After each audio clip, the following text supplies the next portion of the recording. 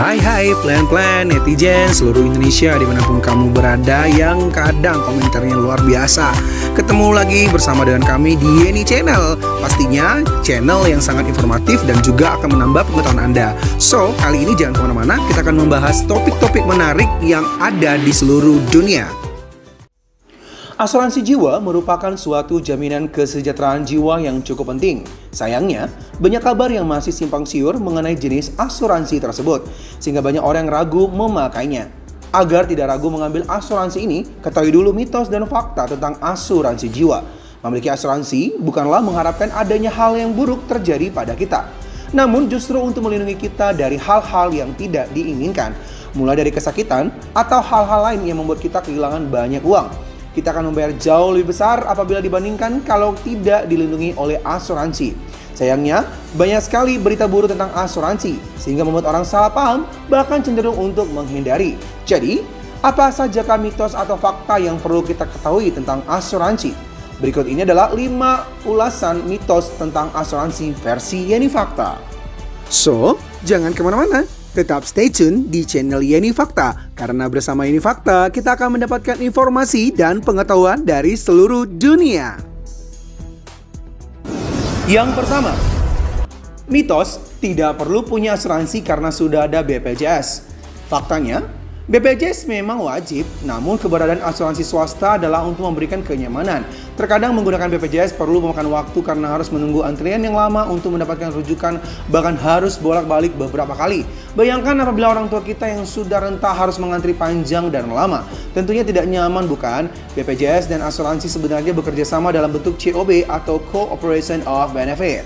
Jadi ketika harus masuk pertama kali ke rumah sakit, masuklah melalui jalur BPJS, kemudian baru asuransi sebagai penambahan. Yang kedua, mitos asuransi itu mahal dan untuk klaimnya ribet. Faktanya, asuransi mahal atau tidak tergantung pada kelas dan jenis maupun besaran dana yang di-cover, sehingga mempengaruhi premi yang dibayarkan. Misalkan kelas H akan mencakup biaya kamar maksimum 2,5 juta rupiah per hari, dokter spesialis Rp450.000 per kunjungan, sementara kelas A hanya akan mencakup biaya kamar sebesar Rp500.000 per hari dan dokter Rp150.000 per kunjungan. Tentunya harga kelas A dan kelas H akan jauh berbeda. Sementara untuk klaim yang ribet biasanya akan banyak nasabah yang tidak jujur pada saat pengisian biodata pertama kali. Pihak asuransi akan melakukan investigasi untuk menghindari penipuan asuransi. Yang ketiga, mitos.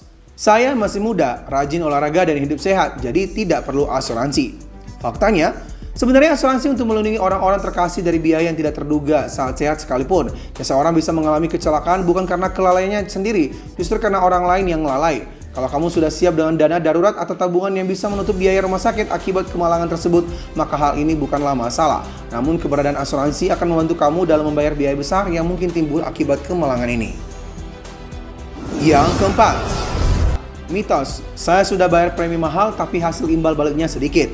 Faktanya, asuransi bukanlah investasi, jadi sebenarnya premi asuransi kesehatan hangus setiap tahunnya.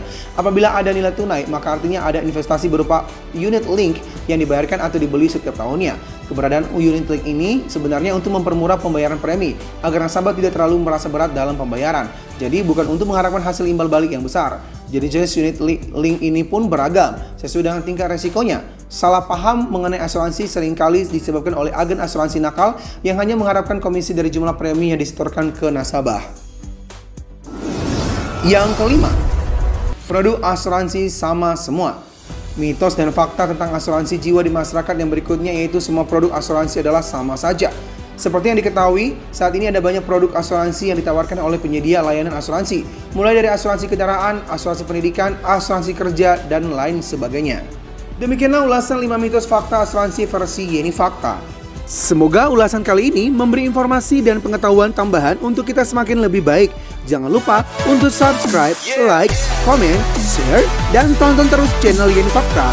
Karena bersama Yeni Fakta, kita akan mendapatkan informasi dan pengetahuan dari seluruh dunia.